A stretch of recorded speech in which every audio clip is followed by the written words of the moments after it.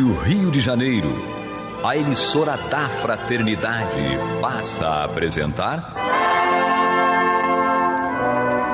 Luz na Penumbra, programa que leva ao seu coração a mensagem da doutrina espírita.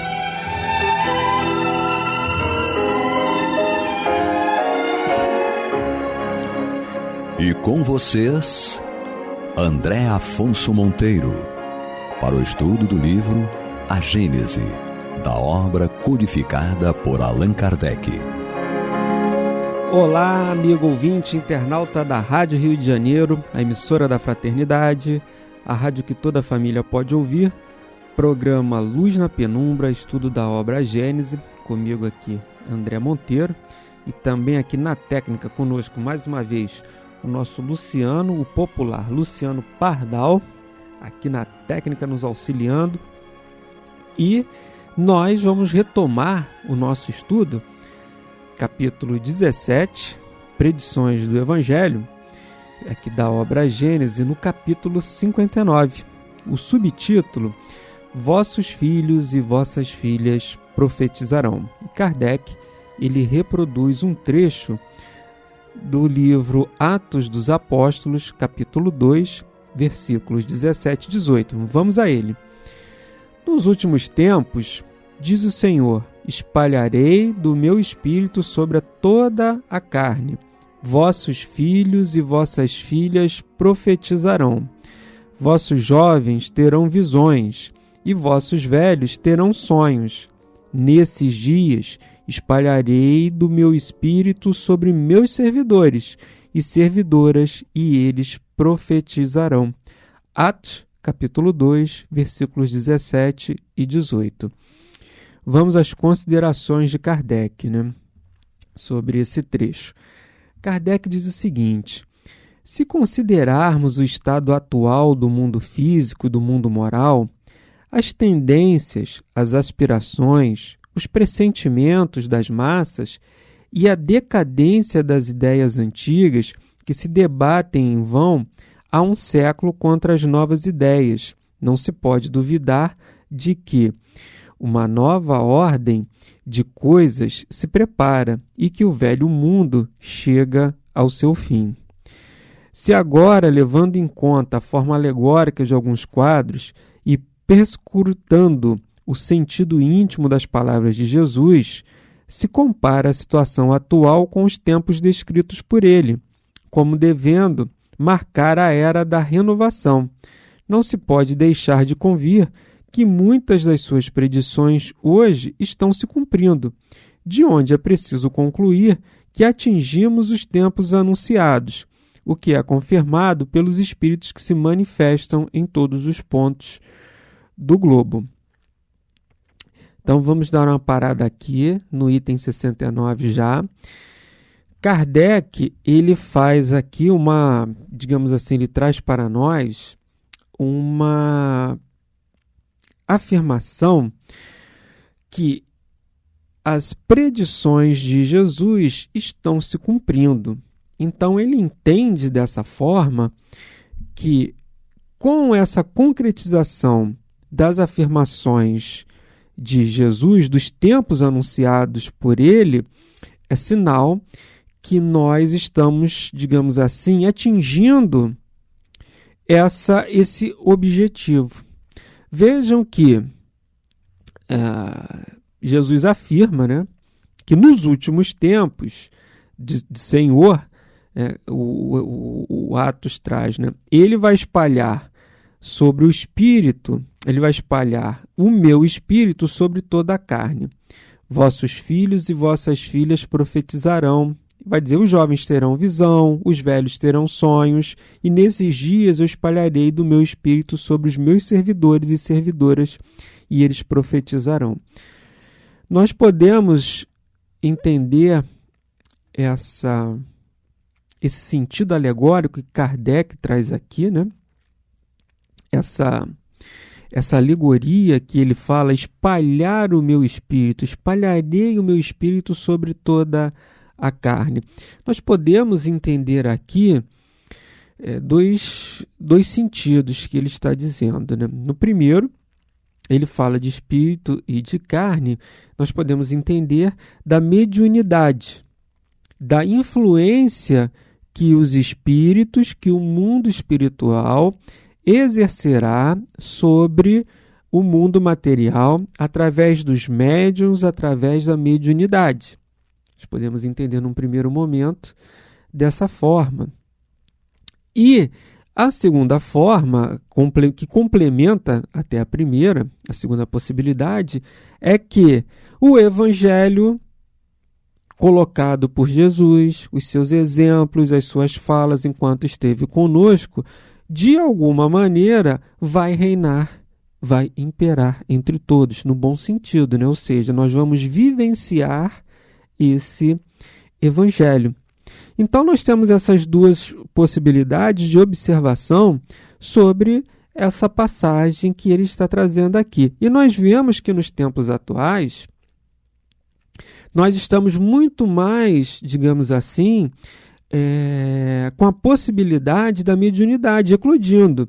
Vejam que na época de Kardec já houve um grande potencial de trabalhos e de fenômenos mediúnicos acontecendo. É óbvio que a mediunidade ela existe desde que o homem passou a ter inteligência, passou a ter o livre-arbítrio, né? E esse princípio inteligente desenvolvido. Ou seja, passou a sentir a influência do mundo espiritual e até se comunicar. Isso aconteceu sempre, vamos poder imaginar dessa maneira, podemos afirmar dessa maneira, porque esse fenômeno mediúnico ele sempre aconteceu. É óbvio que num grau e numa escala maior ou menor, de acordo com o avanço da civilização. Mas nos tempos atuais, nós vemos que essa possibilidade se expandiu. A comunicação com o mundo espiritual se expandiu.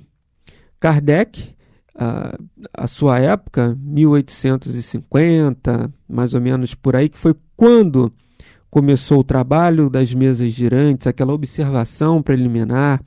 E vejam que Kardec ele não trabalhou exclusivamente com um ou com outro médium, ele se comunicava com vários médiuns de todas as partes do mundo, através de cartas.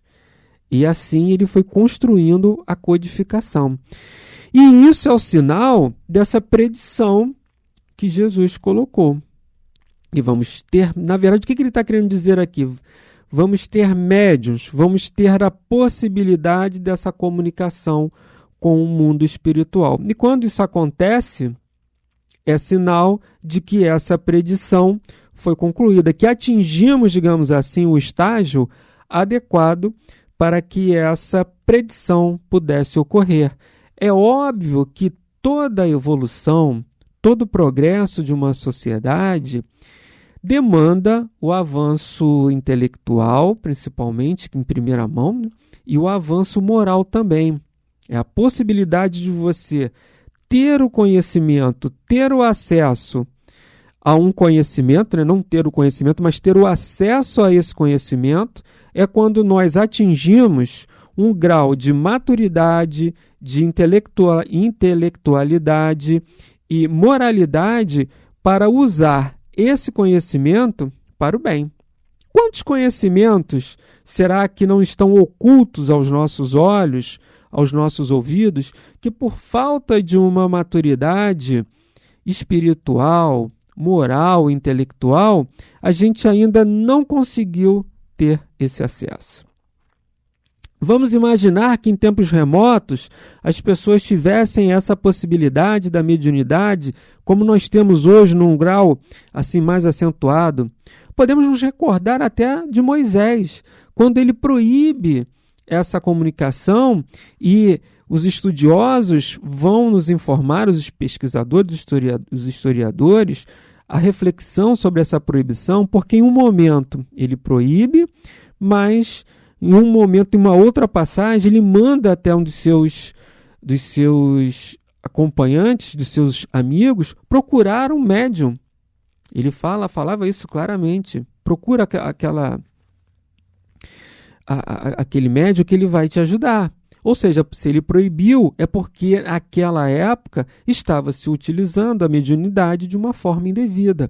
Hoje ainda temos casos de se utilizar a mediunidade de uma forma indevida, de uma forma incorreta? Temos, mas muito mais estamos utilizando para o bem. Então é essa maturidade, é essa possibilidade que nos dá, que Deus nos concede, o próprio Jesus, o Mestre Jesus, nos outorga o direito de se utilizar de certo conhecimento, de certo fenômeno, para que com isso a civilização, a população possa avançar. É óbvio, não vamos descartar aqui o mau uso da mediunidade. O uso inadequado, às vezes o uso para fazer o mal, às vezes o uso como um entretenimento, como uma diversão, para sanar as nossas curiosidades, mas, na sua maioria, de uma forma geral, utilizamos a mediunidade para o bem. E, por via de exceção, nós temos essa má utilização da mediunidade. Então, nós podemos concluir com isso. A partir de Jesus, ele prevê que em algum momento nós seremos capazes de nos comunicarmos, de nos utilizarmos da mediunidade para ter esse contato com os bons espíritos, para receber essas informações do nosso Mestre Jesus de uma forma mais límpida, mais clara, sem alegorias, sem falsetes, sem contradições e sem detalhes que poderiam nos levar ao engano e à ilusão.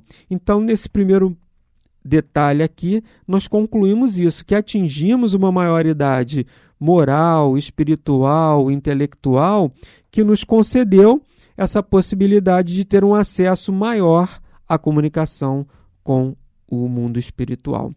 Mas, amigos ouvintes, nós estamos fazendo o estudo da obra A Gênese, capítulo 17, Predições do Evangelho, e hoje estamos nos itens 59 e seguintes. Agora, entrando aqui no item 61, né? Kardec ele avança, ainda trabalhando nesse subitem, né? No 59 seguinte, que é vossos filhos e vossas filhas profetizarão. Então, Kardec aqui no item 61, ele vai dizer: assim como vimos no capítulo 1, item 32, coincidente com outras circunstâncias, o advento do Espiritismo realiza uma das mais importantes predições de Jesus, pela influência que deve forçosamente exercer sobre as ideias. Além disso, ele é claramente anunciado no que foi narrado nos Atos dos Apóstolos. Nos últimos tempos, diz o Senhor, derramarei do meu Espírito sobre toda a carne. Vossos filhos e vossas filhas profetizarão. E nós recordamos também até do Consolador prometido, né, que Jesus traz. No tempo adequado, vos enviarei o Consolador prometido. Na verdade, essa passagem, né, está em o Evangelho. Jesus diz, Jesus narra, né? Isso está no Evangelho de João, capítulo 14, versículos 15 a 17 e 26, e também está reproduzido em o Evangelho segundo o Espiritismo, né, em que Jesus diz: se me amais, guardai os meus mandamentos, e eu rogarei ao Pai, e ele vos dará outro Consolador, para que fique eternamente convosco. E o Espírito da Verdade, a quem o mundo não pode receber, porque não o vê, nem o conhece. Mas vós o conhecereis, porque ele ficará convosco e estará em vós. Mas o Consolador, que é o Espírito Santo, a quem o Pai enviará em meu nome, vos ensinará todas as coisas e vos fará lembrar de tudo o que vos tenho dito. E nós temos essa certeza que o Consolador prometido é o advento do Espiritismo. E olha que interessante que ele diz no final: e vos fará lembrar de tudo o que vos tenha dito. Ou seja, nada que o Espiritismo diz é contrário ao que Jesus falou. Ele só aperfeiçoou a nossa forma de refletir. Ele tirou o véu dos nossos olhos para que nós olhemos e analisemos a doutrina espírita, o espiritismo e os fenômenos mediúnicos não mais com os olhos e os ouvidos da matéria, mas analisando e olhando com os olhos espirituais, conforme em O Evangelho segundo o Espiritismo, no capítulo 2, o ponto de vista futuro. Ou seja, você observar as coisas não mais com os olhos da matéria, mas com os olhos do espírito. Ou seja, é você se esvaziar de certos preconceitos, de certas ideias preconcebidas para analisar o espiritismo e aquilo que Jesus nos falou. Então, quando Jesus fala do renascer de novo, quando ele fala isso, né, para o doutor da lei, se eu te falo de coisas da terra, você não entende, que dirá das do céu. Ou seja, ele está falando de quê? Voltar, e ele na pergunta, né, o doutor ele pergunta, então eu vou voltar para o útero, para a barriga da minha mãe? Ou seja, ele não tinha aqueles olhos de ver. Hoje nós já sabemos que quando Jesus fala que é preciso nascer de novo, ele está se falando da reencarnação, porque ele mesmo diz aqui, vos fará lembrar de tudo que vos tenha dito. Ou seja, ele falou lá atrás, quando esteve conosco, vós nascereis de novo. É sobre a reencarnação que Jesus se referia. Mas ele não podia falar naquela época sobre isso, porque nós não tínhamos o quê? Amigo ouvinte internauta, nós não tínhamos ainda a maturidade espiritual para entender isso, não tínhamos ainda o conhecimento intelectual devido para isso, não tínhamos ainda a moralidade para poder compreender essa afirmação de Jesus. Então foi preciso o advento do Espiritismo para tirar esse véu e para nos esclarecer de falas de Jesus que muitas vezes entendemos como se fosse por parábolas. Então, Kardec continua aqui no segundo parágrafo do item 61. É o anúncio inequívoco da vulgarização da mediunidade. E quando ele fala da vulgarização, não é tornar vulgar no sentido literal da palavra, mas sim tornar a mediunidade comum a todos. Antigamente, só um seleto grupo tinha acesso à mediunidade por conta dessa ausência da maturidade, da evolução moral e intelectual. Lembramos que os povos antigos, os egípcios, só os sacerdotes tinham acesso a esses conhecimentos. Não era tornado comum, porque nós não tínhamos essa maturidade. Então, em um primeiro momento, ela fica restrita a um grupo. Mas, com o advento do Espiritismo, é essa vulgarização que significa tornar comum o acesso à mediunidade. Então, Kardec continua.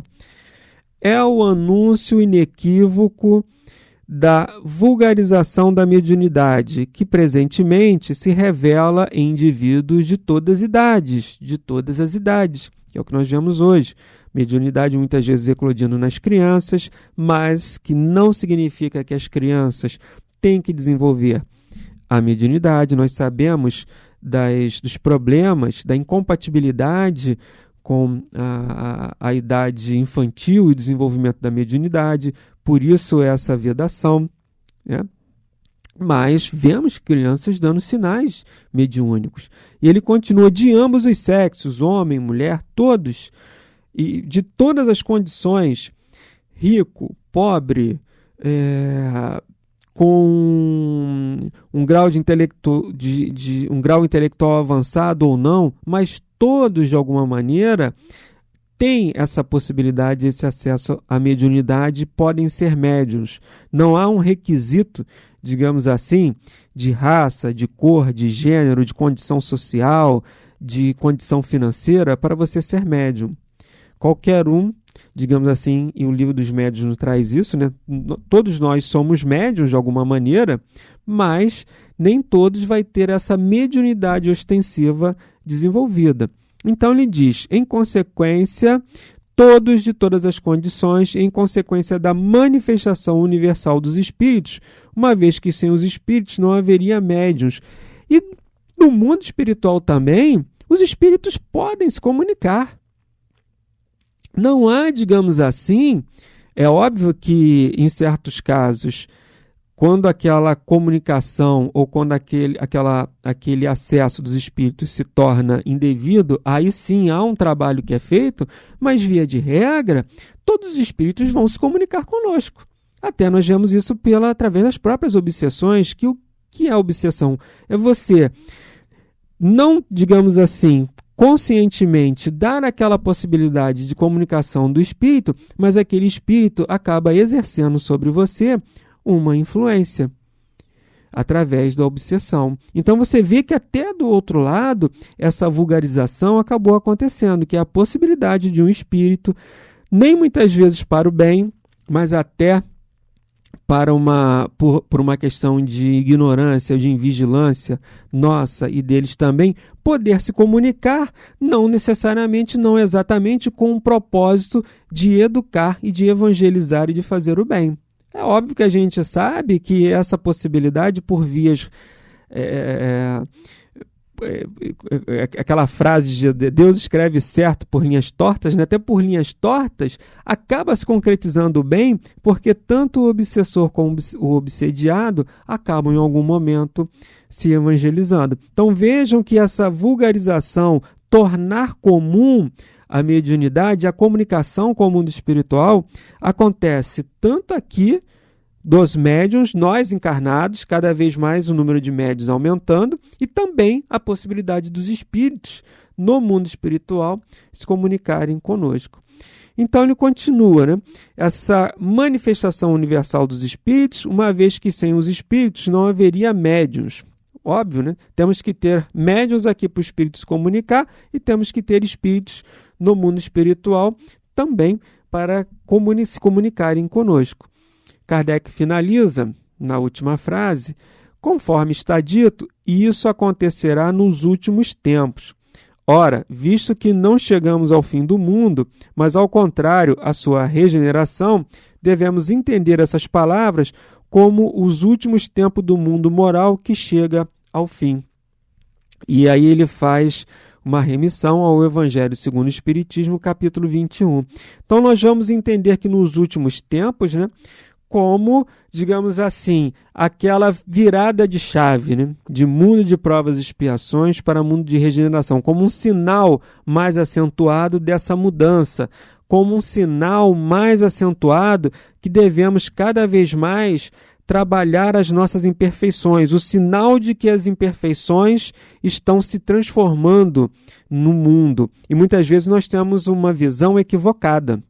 Mas vejam que Jesus ele vem construindo no início desse capítulo tudo, as guerras, a predição, os filhos que vão brigar com os pais e vice-versa. Ou seja, isso é um sinal dessa nossa transformação, que estamos colocando para fora as nossas mazelas e curando essas mazelas. Como é que a gente cura uma doença? É quando ela se exterioriza. Só vamos curar efetivamente o mal quando se ele se exteriorizar para aí ele ser trabalhado. Uma infecção, uma doença, ela só se cura quando ela se revela. Então, para que o mal seja curado, é preciso que ele se revele para nós. Não deveria ser assim, não deveria existir o mal, mas, infelizmente, a ausência do bem faz com que o mal, digamos assim, se exteriorize. Então, amigos ouvintes, encerramos o estudo de hoje, o programa de hoje, desejando a todos muita paz em seus corações. Você está ouvindo o programa Luz na Penumbra.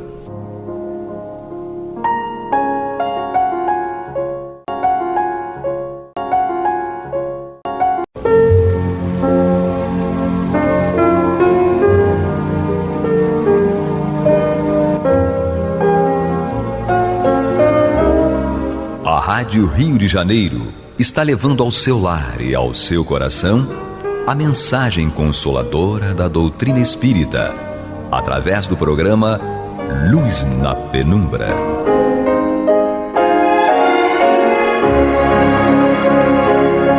E agora com vocês, Nádia do Couto Vale, para comentar o céu e o inferno ou A Justiça Divina segundo o Espiritismo, da obra codificada por Allan Kardec. Amados e amadas ouvintes internautas, que a paz de Jesus permaneça conosco hoje e sempre. Nós continuamos o estudo desta obra, O Céu e o Inferno, ou A Justiça Divina segundo o Espiritismo. Já estamos, todos sabemos porque estudamos juntos, no capítulo 5º da segunda parte da obra, no qual o nosso querido codificador Allan Kardec nos apresenta a trajetória, as contingências, as opções dos espíritos por ele classificados como suicidas. Nós estamos estudando o caso, a trajetória do espírito Felicien.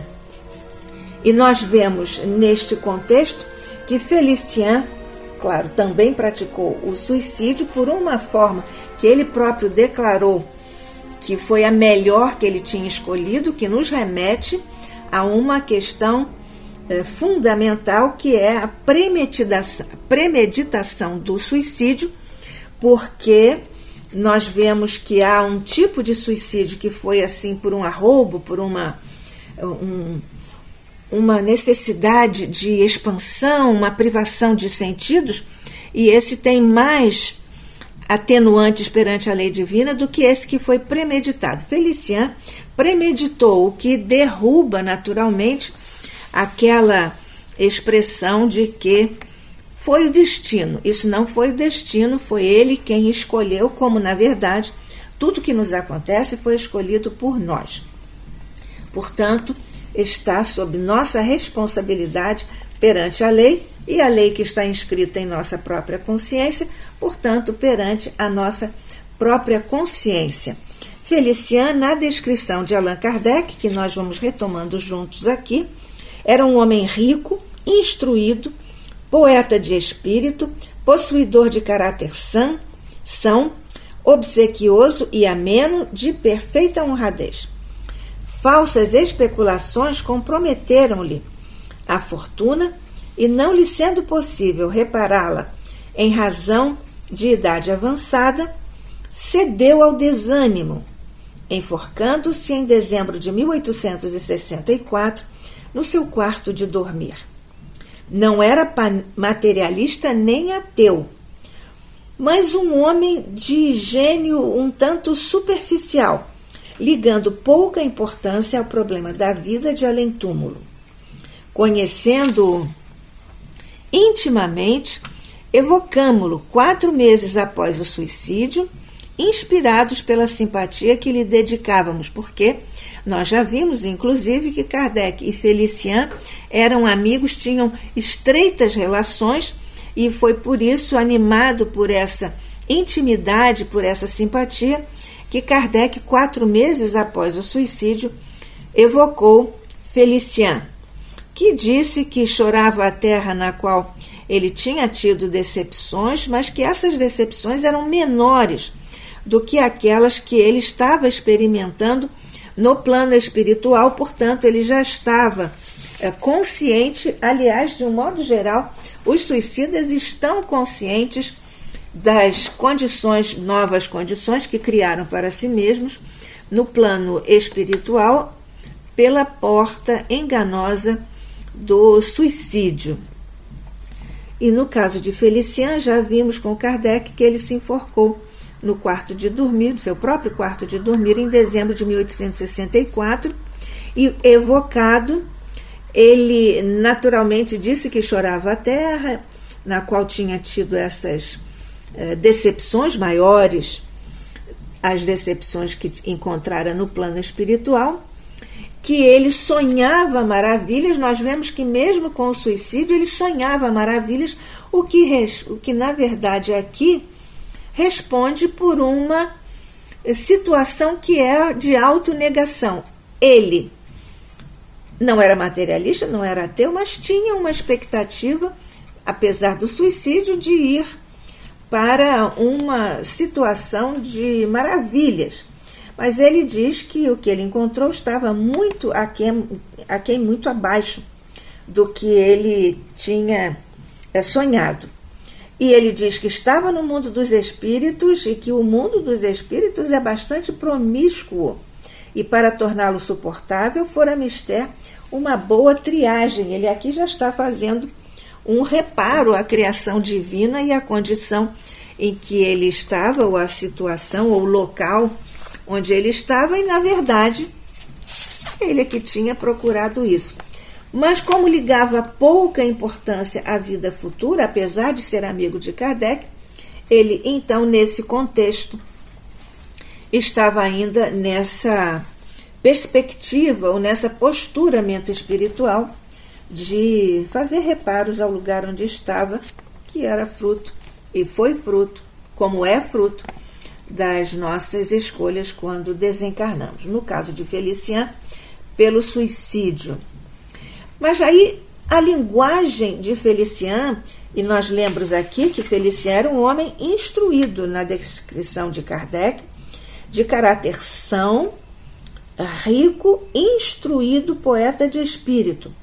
Por isso não seria de estranhar que ele tivesse ali uma linguagem e estivesse usando a mesa mediúnica uma linguagem mais cuidada. Mas Kardec, o bom senso encarnado, na definição de Camille Flammarion, sempre teve esse cuidado do pesquisador, do professor. Então, com a perspicácia de Kardec, mesmo sabendo que o Felician era um homem instruído, ele ficou surpreso, apesar de ele declarar todas essas questões, esses detalhes sobre o mundo espiritual.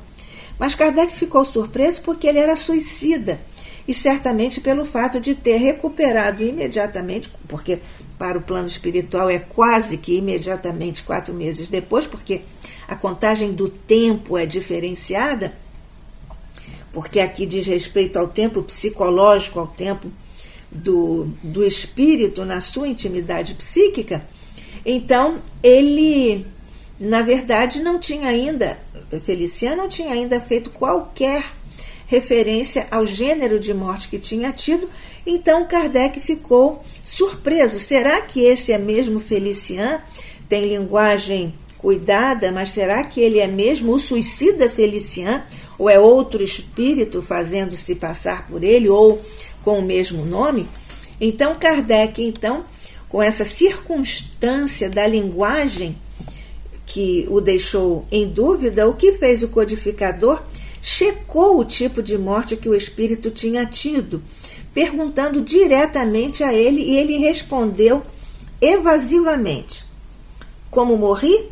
Pela morte por mim escolhida, a que mais me agradou, sendo para notar que meditei muito tempo nessa escolha com o intuito de me desembaraçar da vida. Apesar disso, confesso que não ganhei grande coisa. Libertei-me dos cuidados materiais, porém, para encontrá-los mais graves e penosos na condição de espírito, da qual nem sequer prevejo o termo. Então, essa resposta é um tanto evasiva, mas ele declara que escolheu o tipo de morte, o que evidentemente aqui está dito subjacentemente, ou quase que diretamente, pela via enganosa do suicídio.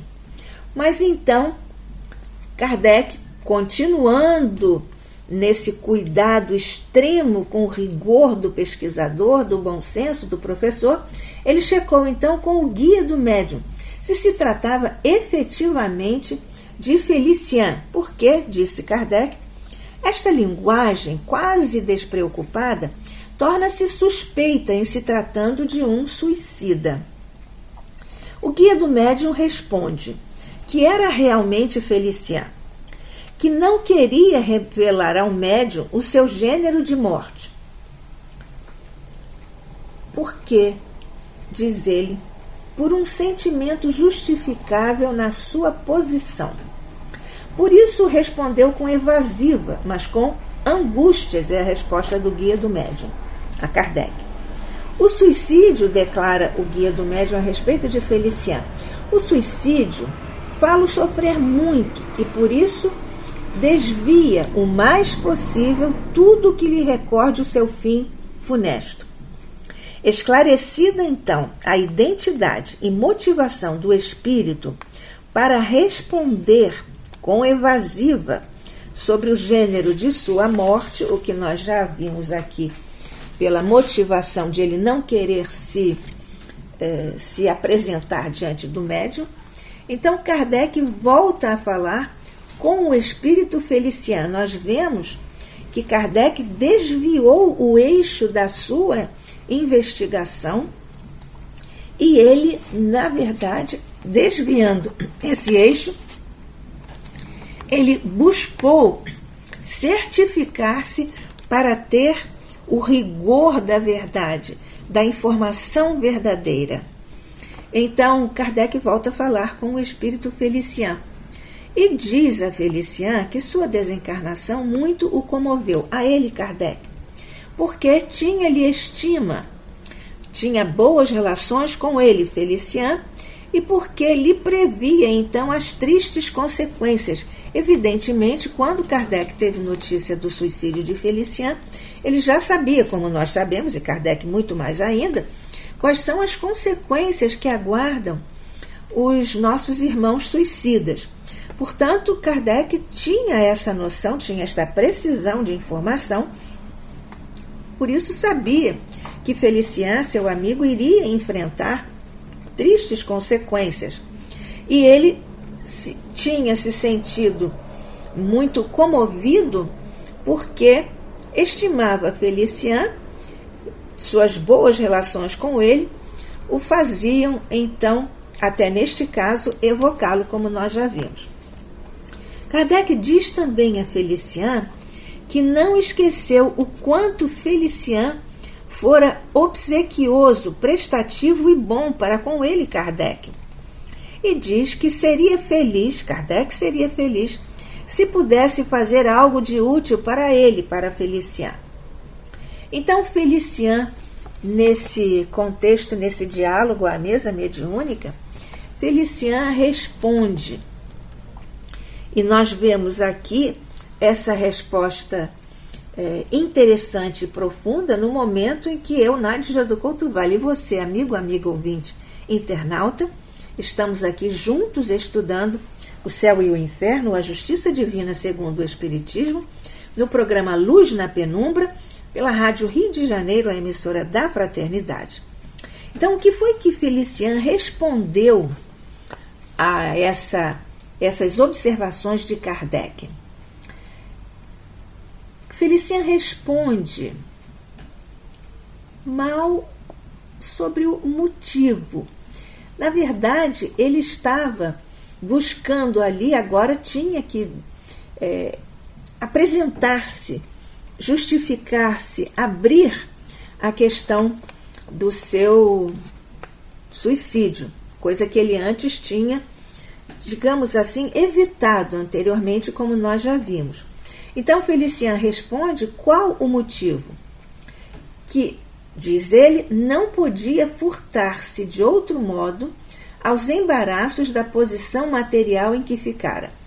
Portanto, ele se refere aqui, como Kardec nos apresentou Felician como um homem rico, ele teve aqui, fica muito implícito, ele teve problemas financeiros, e então ele diz que não podia furtar-se, não podia deixar de fazer o que fez em função do enfrentamento que tinha e teria, ou estava tendo que fazer, diante dos embaraços da posição material em que ele ficara, certamente depois de fazer aplicações, especulações, etc.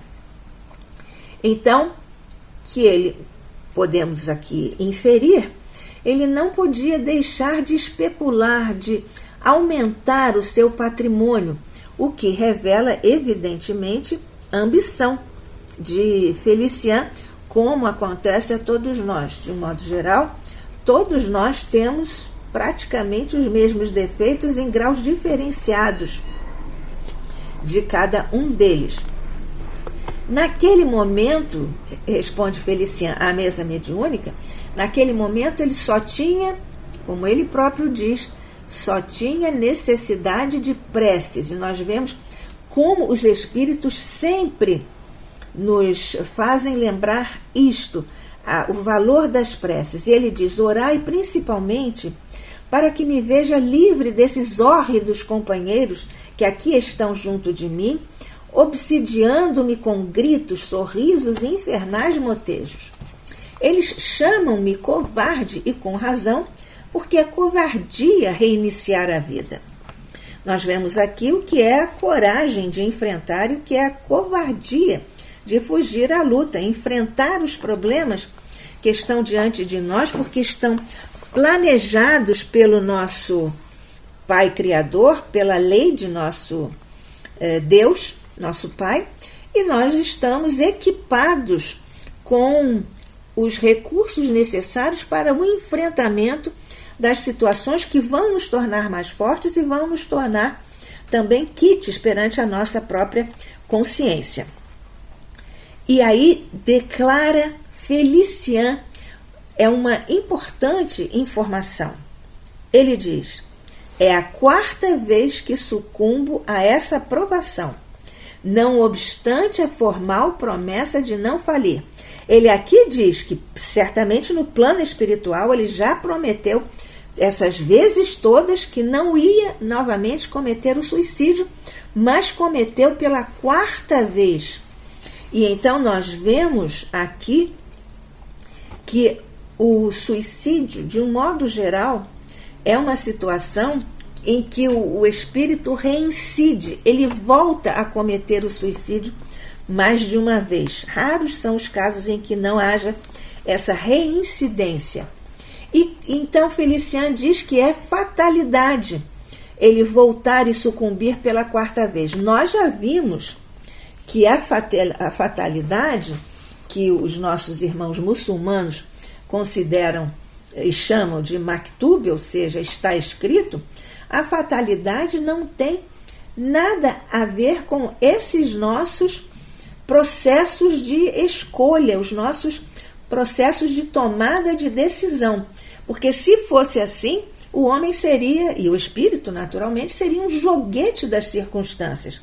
Porque tudo estaria já decidido, previamente determinado, mas não é o caso. Porque há uma lei de liberdade que faculta a todos nós as nossas opções, a liberdade de escolhas. Mas essa liberdade vem necessariamente, fortemente acompanhada da responsabilidade. Então, Felician pede ainda: orai, que suplício o meu, quanto sou desgraçado. Orando, fazeis por mim mais que por vós pude fazer quando na terra. Ele aqui responde a Kardec, porque Kardec tinha dito que seria feliz se pudesse fazer algo de útil para ele, para Felician. A prova ante a qual fracassei, continua Felician, a prova ante a qual fracassei tantas vezes, aí está retraçada, indelével, diante de mim. É preciso tentá-la novamente em dado tempo. Aqui ele já está antecipando que vai reencarnar. Como ele era culto, instruído, inteligente, ele já captou essas verdades e guardou-as, aceitou-as, incorporou-as, porque ele teve, então, não só a informação, mas a comprovação da informação a esse respeito, a respeito do suicídio, a respeito do poder da oração, o caso de estar por ele próprio delineado o conjunto de experiências e o local onde ele foi ficar, etc., após o suicídio. E ele indaga: terei forças a recomeçar a vida tantas vezes, lutar por tanto tempo para sucumbir aos acontecimentos? É desesperada, mesmo aqui. Eis porque tenho carência de força. Dizem que podemos obtê-la pela prece. Orai por mim, que eu quero orar também. Aqui, mais uma vez, a lucidez do espírito que já quer orar também, quando ele nem tinha tanto interesse pela vida futura como Kardec nos representa ao apresentá-lo. Então, Kardec Tece considerações a esse respeito e observa que esse é um caso particular de suicídio, ainda que perpetrado em circunstâncias comuns. Apresenta um espírito reincidente no suicídio como provação para ser tentado, que falhou várias vezes na mesma prova através de 4 reencarnações e que se renovará, diz Kardec, até que ele tenha forças para resistir. Kardec conclui dizendo que assim se confirma o fato de não haver proveito no sofrimento quando deixamos de atingir o fim da encarnação, sendo preciso recomeçá-la até que saiamos vitoriosos da campanha. E nesse particular é que Kardec se dirige diretamente a Felician. Então ele diz: a vossa provação consistia num encadeamento de circunstâncias que vos deveriam dar, não a necessidade, mas a tentação do suicídio. Desgraçadamente, apesar do vosso talento e instrução, não soubestes dominar essas circunstâncias e sofreis agora as consequências da vossa fraqueza. Essa prova, tal como pressentis com razão, deve renovar-se ainda. Na vossa próxima encarnação, tereis de enfrentar acontecimentos que vos sugerirão a ideia do suicídio, e sempre assim acontecerá até que de todo tenhais triunfado.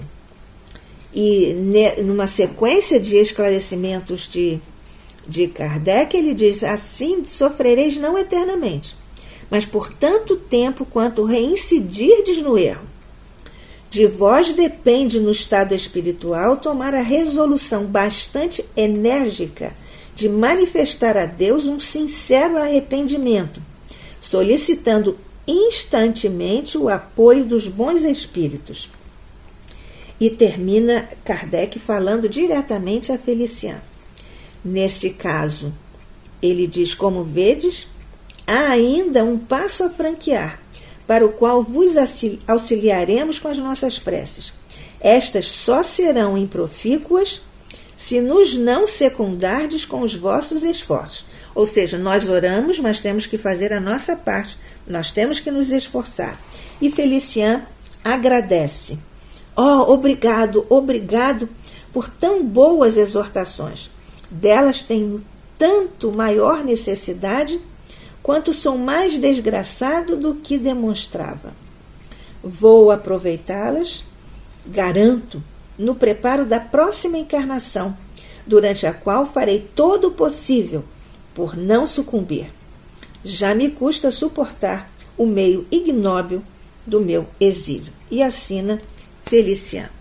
Exatamente neste momento em que nós, mestre querido, te rogamos as bênçãos por sobre todos os nossos irmãos suicidas e sobre todos aqueles que pretendem ainda cometê-lo, sustando Jesus a mão, o pensamento desses para que não cometam o ato suicida. Que a paz de Jesus permaneça conosco hoje e sempre. Que assim seja.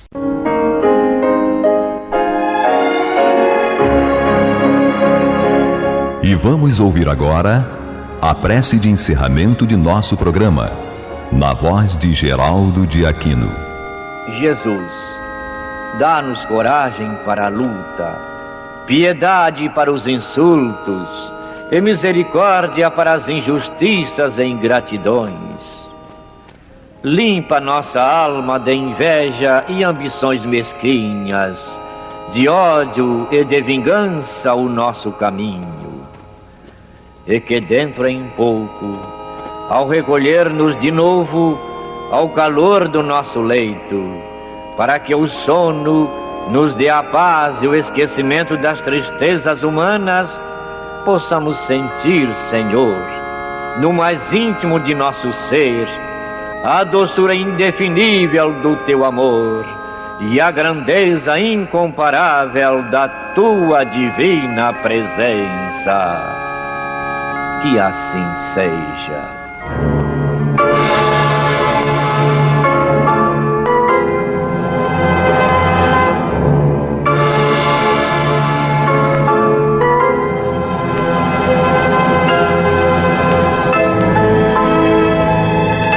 acabamos de apresentar o programa Luz na Penumbra, que voltará a ser apresentado amanhã às 21 horas nesta emissora.